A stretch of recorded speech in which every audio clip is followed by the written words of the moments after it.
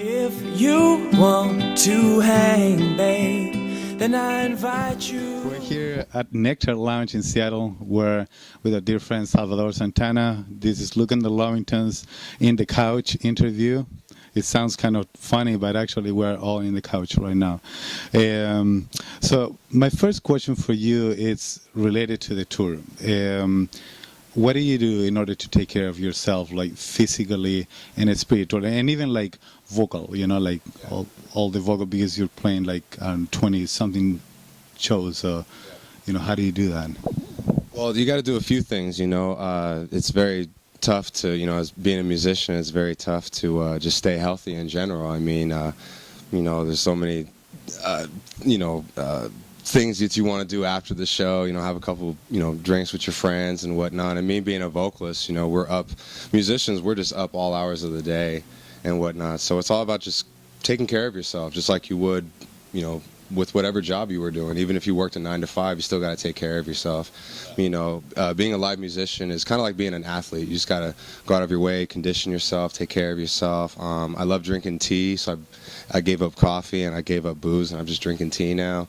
Really helps with the vocals. You know, I just doing my best to actually sleep more. Now that I'm getting a little bit older, I'm learning that naps are actually one of the greatest things ever. And you guys know, being musicians, you know, we don't do 9 to 5s. We do 24/7, 365 days a week, you know what I mean? So one day we could actually get up at 8 o'clock and then go to bed at a decent time, and then the next night we might get up at noon and then go all the way till 6 in the morning, you know what I mean? Like, our schedules are constantly changed. So like I said, it's all about just rolling with the punches, just going out of your way to take care of yourself. I was like, okay, what, you know, interesting that I'd love to hear, and I guess is what do you feel is your greatest power, and what do you feel is your greatest weakness? Man, I guess my greatest power would be,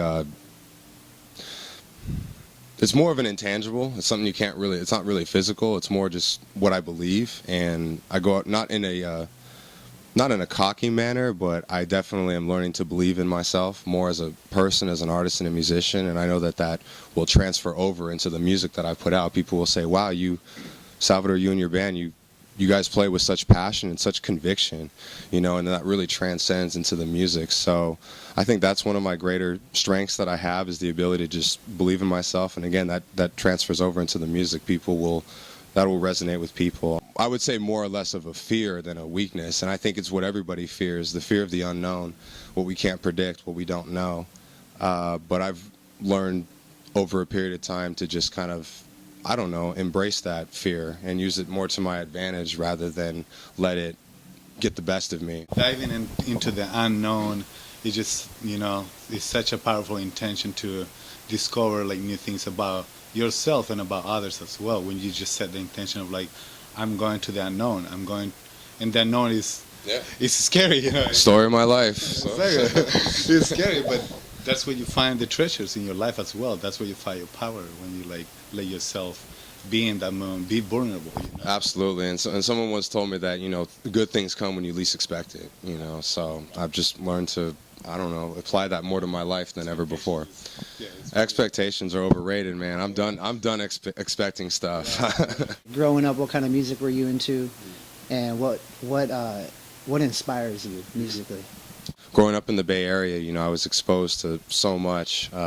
It's like a melting pot being there. If you guys have ever been, you know, or if you haven't, I strongly encourage you guys go. It's really cool. And, you know, basically, like I said, I was exposed to so much music and so much culturally and artistically, culinary. I mean, just, we have everything there. And when I mean from the Bay Area, we have it all there. And, you know, a lot of the musical influences that influenced my father, of course, just kind of by default influenced me. So like music from Bob Marley to Marvin Gaye to Jimi Hendrix to Al Green to Tito Puente to B.B. King. I mean, it's like an iTunes random mix playlist. You know what I mean? Like it's all over the map. You do some MCing too, right? Yeah, I like to do some spoken word into my music, incorporate some spoken word into my music as well.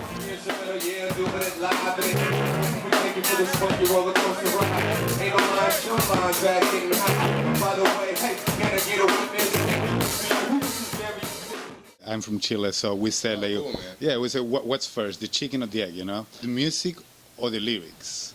For me, since music, I guess I began to understand first at an early age before I delved into the world of words and lyrics and stuff like that. I would say out of 7 songs that I'm, out of 10 songs that I'm writing, 7 I would have started with the music. Some moments that I've had where you get like totally shot down, but it's awesome. It's like epic. It actually helps your motivation. Who was it, man? Somebody once told me, you know, the only person that's really stopping yourself from being the best that you can be is you. You know, the little voice in your head that says you're not good enough, you know, you got to do better, you suck. You know, or whatever, you know, the little voice that puts you down, that's the only thing that's stopping you from being the best. So I've just learned I can't really turn it off quite yet. I haven't developed that technique, but I've learned to turn the volume down on it and listen to more of the positives that are being. Someone once told, what was it, man? Someone told me too the other day. I wish Salvador, you had played more piano and done less vocals. I really love the way you play piano. Now I could have totally taken that as like, well, I work hard on my vocals. Like, who are you to say that? But then a part of me also canceled that out and countered that with a thought like, wow, she really likes my piano. Obviously, I'm doing something right. If I were a chef, somebody says, man, this eggs that you cooked were amazing. Now, I could have done without the avocado and the bacon. I don't know about that. Those eggs were slamming. That means that they wanted more. That's one of the best compliments that you can get, you know, from somebody saying that you left them fiending and wanting more. I'm just blessed to say that I can, well, somewhat make a living off of it. But at the same time, it's not even about that. It's about, you know, touching people's lives, positively distracting them from all the crazy stuff that's going on in this world, you know, and what they may be going through too. So what better way to do that than through music? I'm looking forward to sharing the stage with you guys tonight, man. It's good to be back here in Seattle and at the Nectar Lounge. It's full of life and it's all blue. I see a sunset on the beach, yeah. It makes me feel calm.